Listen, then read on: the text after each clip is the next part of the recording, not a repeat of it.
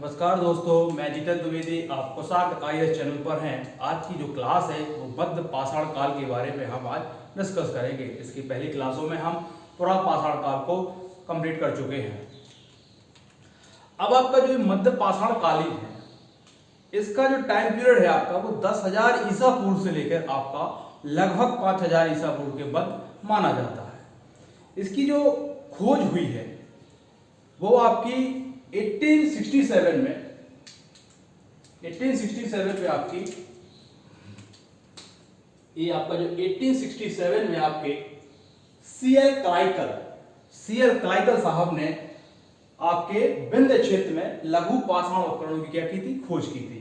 और ये भारत में भी इनका श्रेय है कि जो सबसे पहले पूरे भारत में इन्होंने आपके विंध्य क्षेत्र में लघु पाषाण उपकरणों की खोज की थी वो आपकी सीएल क्लाइकल में की थी। और कहां की थी इन्होंने? ये आपके विंध्य क्षेत्र में, जो कि आपका एमपी वाला रीजन है। एक तो खोज हो गई आपकी। वहीं जो इसके लक्षण हैं, जो विशेषताएं हैं, जो पुरा पाषाण काल में थी आपकी खाद्य संग्रह, आखेटक करना, वो एज इट चलती रही। और उस समय जो उन्हें पशुपालन का ज्ञान नहीं था, अब यहां वो पशुपालन क्या हो गया, प्रारंभ हो गया। और जो सबसे महत्वपूर्ण एक और यहां हुआ कि जो शिकार अभी तक वो क्या है, बड़े जानवरों को करते थे, अब वो छोटे छोटे जानवरों जैसे मछली, पक्षियों का भी शिकार वो अब इस काल में करने लगे थे। जैसे मछली हो गई आपकी, पक्षी हो गए ना, इस तरीके के वो क्या करने लगे थे, अब उनका वो शिकार करने लगे थे। वहीं आपका जो पशुपालन का जो प्रारंभ हुआ है वो मैं बताया कि पुरा पाषाण काल में तो वो पशुपालन का उन्हें ज्ञान ही नहीं था, उसको मारकर खा जाते थे। इस काल में वो पशुपालन का उन्होंने प्रारंभ किया। और जो फर्स्ट एविडेंस आपको मिला है वो आदमगढ़ के, जो कि आपका एमपी में है, और राजस्थान में बागौर करके जगह है, एक वहां मिला है। तो क्योंकि वो तो बागौर जो है आपका वो राजस्थान वाला भारतीय इतिहास के परिदृश्य है, क्योंकि अपन अभी एमपी की हिस्ट्री पढ़ रहे हैं, तो उसके लिए आपको आदमगढ़ एमपी, जो कि इंपॉर्टेंट है आपके प्रीलिम्स एग्जाम की दृष्टिकोण से। वहीं इसके पहले वाले काल में उन्होंने आग का खोज की थी, परंतु वो उसका उपयोग करना नहीं जानते थे। अब वो आग का प्रयोग भी करने लगे। जो वो मछलियां वगैरह थी उनको वो अब भूंज कर वगैरह खाने लगे। तो अब यहां आग का क्या हो गया, प्रयोग प्रारंभ हुआ। वही औजारों की बात करें हम, तो उस काल में जो औजार थे आपके वो क्या थे, बड़े, उनकी साइज या आकार क्या थे, काफी बड़ी मात्रा में बड़ी आकार साइज की थी। अब जो यहां हुआ, उनकी औजारों की जो साइज थी वो कम होने लगी। जैसे लगभग 1 से 8 सेंटीमीटर तक के औजार उनके पास होने लगे। इसीलिए इस पूरे पीरियड को हम इतिहासकारों ने माइक्रोलिथिक पीरियड बोला इसको। और ये इंपॉर्टेंट है क्योंकि प्रीलिम्स में क्वेश्चन आएगा कि माइक्रोलिथिक से एज किसको बोलते हैं, आपके पुरा पाषाण काल को के मध्य को के नव को। तो आपको याद रखना है कि औजारों के कारण हमने इसको माइक्रोलिथिक बोला। वहीं अभी जो पत्थरों का औजार वो लोग यूज कर रहे थे, चट्टानों का, वो क्वार्ट्जाइट की कर रहे थे। अब उसके स्थान पर वो लोग आपकी जेस्पर, एग्रेट और चर्ट जैसी पत्थरों का प्रयोग करना उन्होंने प्रारंभ किया था। वहीं आप देखें जो औजार उन्होंने बनाए, जैसे वहां आपके ब्लेड, फ्लैग, चापार, हस्तकुठार वगैरह थे, तो यहां जो उन्होंने बनाए वो अब नुकीली रोड, क्योंकि साइज छोटी हो गई तो उसको उन्होंने पैना किया, नुकीला किया, नुकीली कोड के त्रिकोण बनाए, 9 चंद्राकार आकृति का। वही जो तक्षणी और खुरचनी जो पहले भी चल रही थी पुरा पाषाण काल में, उसका यूज भी उन लोग अभी भी कर रहे थे। अब वही जो महत्वपूर्ण तकनीक का विकास हुआ है इस काल में, वो हुआ है आपका प्रक्षेपात तकनीक का। ये प्रक्षेपात तकनीक क्या है, जो आज आप वर्तमान में मिसाइल वगैरह जो टेक्नोलॉजी का यूज देखते हैं, वो आपकी प्रक्षेपात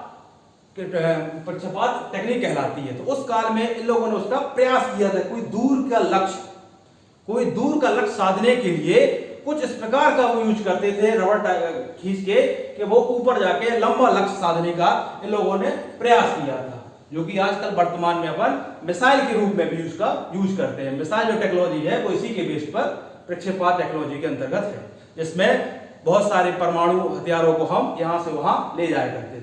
जब साइंस एंड टेक्नोलॉजी वाला पोर्शन मेरे द्वारा पढ़ा जाएगा तो इसको पूरा एक लंबा डिस्कशन वहां किया जाएगा। अब जो एक और इंपॉर्टेंट बात हुई, वहां तीर कमान, जो तीर कमान धनुष बाण का इन लोगों ने विकास प्रारंभ हो गया था शिकार के लिए, क्योंकि अभी तक उस काल में तो पत्थरों के कर रहे थे, तीर कमान वाला प्रयोग भी वो लोग करने लगे। वहीं अब स्थलों की बात की जाए, क्योंकि अपन ने वहां भी देखा है, बहुत सारे स्थल देखे अपन ने, नर्मदा घाटी क्षेत्र में देखे, भीमबेटका में देखे, तो यहाँ भी जो स्थल प्राप्त होंगे, क्योंकि जो ये पूरा आदम जाति वाले लोग हैं वो आपको पहले ही बता चुका हूं, वो नदी घाटियों पर, पठारों पर, नदी के किनारों पर, झीलों की खोह में ही प्राप्त होंगे, तो वहीं उनके हमें एविडेंस भी प्राप्त होंगे। जैसा यहाँ भी आप देखें, नर्मदा, चंबल, सोन, बेतवा, उन्हीं घाटियों में हमें मध्य पाषाण काल के भी आपके एविडेंस प्राप्त होंगे। वही कुछ स्थल है महत्वपूर्ण, जो आपको प्रीलिम्स एग्जाम के दृष्टिकोण से हम देखना है कि वो जो पूछ सकते हैं कि ये कहां और किस काल का है। जैसे आप देखें, जबलपुर के समीप एक बड़ा शिमला नामक पहाड़ी जगह है, वहां बहुत सारे विभिन्न प्रकार के उन्हें क्या प्राप्त हुए, अस्त्र प्राप्त हुए। तो ये आपको इंपॉर्टेंट है जबलपुर के दृष्टिकोण से, क्योंकि जबलपुर में जो कि मिला है एक बड़ा शिमला नामक पहाड़ी है, जहां उन्हें बहुत सारे अस्त्र के एविडेंस प्राप्त हुए मध्य पाषाण काल के।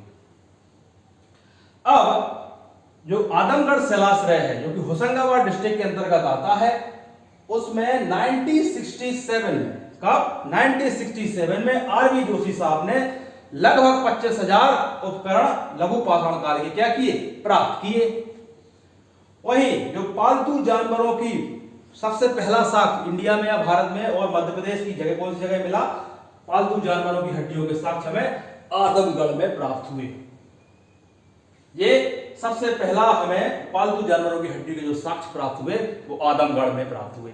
आदमगढ़ आपके होशंगाबाद डिवीजन के अंतर्गत आता है, जिले के अंतर्गत। वहीं भीमबेटका में बीबी मिश्र ने आपके पाषाणकारी कुछ ब्लेड अवयवों के अनुरेखित विकास जो हुआ है उसको भी उन्होंने देखा है। अब कुछ समाधान टेक्निक होती है, जब कोई इंसान या मानव मर जाता है तो उसको गाड़ने की पद्धति को कहते हैं। तो वहां एकल, युगल, सामूहिक, कई जगह, कुछ जगह मिला है, उसके साक्ष्य हर जगह तो नहीं मिला है, पर हाँ कई जगह मिला है। परंतु हम एक इसमें जो इंपॉर्टेंट बात है कि समाधान संस्कृति का भी विकास नहीं हुआ था, परंतु हमें कुछ जगह क्या मिले, उसके एविडेंस मिले। कुछ जगह आदमगढ़ वगैरह, राजस्थान की बागौर में हमें इस तरीके के कुछ एक इंसान के साथ दो इंसान या सामूहिक समाधान वगैरह हमें देखने को मिले, परंतु ये संस्कृति यहाँ डेवलप नहीं हुई। तो ये कुछ जो चीजें थी वो आपकी मध्य पाषाण काल के अंतर्गत थी। वहीं एक चीज और है जो यहाँ लिखा नहीं हुआ कि जो समय का मानव था मध्य पाषाण काल का, वो झोपड़ियों का निर्माण करना प्रारंभ कर दिया था। बस अब वो झोपड़ियों में भी रहने लगे थे, परंतु मकान वगैरह का साक्ष्य प्राप्त नहीं होता है। फिर भी कई कुछ जगहों पे, जैसे होशंगाबाद की आदमगढ़, राजस्थान की बागौर में मकान बनाने का उन लोगों ने प्रयास किया है, बनाना ही है, प्रयास प्रोसेस में था। और इसके बाद जो नई सभ्यता आएगी या जो नया युग आएगा वो आएगा आपका नवपाषाण काल, जो कि आपके 5000 से लगभग 3000 ईसा पूर्व के मध्य होगा। इस काल में एक और बात है जो बताना चाहिए था, हिमयुग का अंत हो रहा था, क्योंकि हिमयुग लगभग 20 लाख ईसा पूर्व से 12,000 ईसा पूर्व के मध्य था। अब आपका नेक्स्ट युग आ रहा था जिसमें आपको पर्याप्त गर्मी, पर्याप्त बारिश, पेड़ पौधा और जंतुओं में और इंसानों में कुछ ना कुछ परिवर्तन होना प्रारंभ हो गया था, जो अभी आज भी कंटिन्यूअस प्रोसेस में है। तो ये सब जो आपने एमपी के हिसाब से देखा है, ये आपके प्रीलिम्स में भी, मेंस में भी आप इसका यूज कर सकते हैं। प्रीलिम्स की दृष्टिकोण में जो इसमें इंपॉर्टेंट है वो आपका सबसे पहले है कि जानवरों का यानी पशुपालन का प्रारंभ जो आ सकता है। दूसरा, माइक्रोलिथिक्स एज किसे कहते हैं वो पूछा जाएगा। दूसरा आपसे पूछा जाएगा पालतू जानवरों की हड्डियों के साक्ष्य हमें सबसे पहले कहाँ प्राप्त हुए, तो वो आपके मध्य पाषाण काल में प्राप्त हुए। वहीं जो आपको प्रक्षेपात याद रखना है तो उस तकनीक का लोग प्रयास करने चाह रहे थे, कोई दूर लक्ष्य रखा उसको भेजने के लिए ये लोग प्रयास कर रहे थे। तीर कमान का भी ये लोग यूज करने लगे थे। तो ये 2-3 चीजें जो है वो आपकी प्रीलिम्स की दृष्टिकोण से इंपॉर्टेंट है। आज क्लास यही खत्म करते हैं, छोटा सा टॉपिक है इसलिए मैं इसको यही कंप्लीट कर रहा हूँ। क्योंकि मैं चाह रहा था कि आज आपको नवपाषाण काल भी पढ़ा दूं, परंतु ज़्यादा बड़ा टॉपिक होगा तो कहीं ना कहीं बोरियत होगी, इसलिए उसको अगली क्लास में कंप्लीट करके हम आपके पाषाण काल को कंप्लीट कर देंगे। कुछ फैक्ट बचे हुए हैं आपके, जैसे सबसे पहले आपकी औजारों की खोज भारत में किसने की और इसका जनक किसे कहते हैं, इस पुरातत्व विभाग के मंत्रालय किसके अधीन आता है। तो कुछ विविध फैक्ट बचे हुए हैं वो मैं नवपाषाण काल कंप्लीट कराऊंगा। उसी में कुछ इंपॉर्टेंट एग्जामों में आने वाले जो फैक्ट होते हैं, तथ्य होते हैं, उसको उसमें कंप्लीट करते हुए हम इस टॉपिक को कंप्लीट करेंगे। इस प्रकार आपका मध्य प्रदेश का स्टोन एज अगली क्लास में कंप्लीट हो जाएगा। और इसके बाद हम ताम्रपाषाण, जो पहली धातु प्राप्त हुई मानव को, उसके बारे में हम पढ़ेंगे। उसको एमपी के दृष्टिकोण से इसलिए भी पढ़ना जरूरी है ताकि, क्योंकि मालवा संस्कृति, ताम्र संस्कृति, कायथा, नावदाटोली, एरण, ये क्वेश्चन आपको डायरेक्ट प्रीलिम्स में डायरेक्ट पूछे जाएंगे कि ये जगह मध्य प्रदेश में कहाँ है। तो उसको हम नेक्स्ट क्लासों में जो सीरीज चल रही है एमपीपीएससी सिलेबस के अकॉर्डिंग वो चलती रहेगी। जो भी अदर एग्जाम आएंगे उनके लिए हम अलग सीरीज बनाएंगे। इस सीरीज में कहीं भी दूसरे एग्जामों की चीज इन्वॉल्व नहीं करेंगे। ये टोटली एमपीपीएससी के लिए डेडिकेटेड चैनल है जो कि आपको पढ़ाया जा रहा है। उसके आपको मुख्य परीक्षा का भी एथिक्स वाली क्लास है, विचारक, दार्शनिक वगैरह स्टार्ट हो चुके हैं, वो भी आप देखें। और अगली क्लास में जल्द ही नवपाषाण काल को लाऊंगा और आपको इस स्टोन एज को कंप्लीट कर दूंगा। आज के लिए इतना ही, धन्यवाद।